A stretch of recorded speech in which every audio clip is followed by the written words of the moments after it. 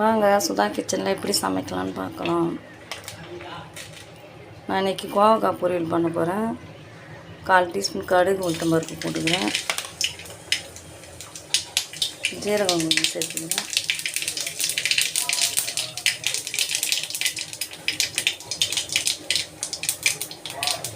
ஒரு பூண்டு கறிவேப்பிலை கொத்தணும்.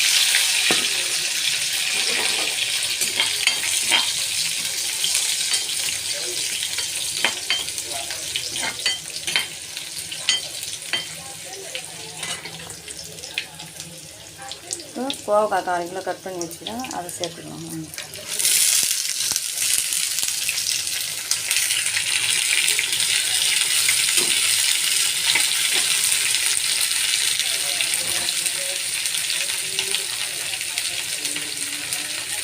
கால் டீஸ்பூன் மஞ்சள் கொஞ்சம் சால் உப்பு சேர்த்துக்கலாம். காய் வேலை வச்சுக்கலாம். பாருங்கள், கோவக்காய் நல்லா வதங்கிடுச்சு. அதுக்கு தேவையான மசாலா போட்டுக்கலாம். கரம் மசாலா, குழம்புத்து சேர்த்துக்கலாமாங்க.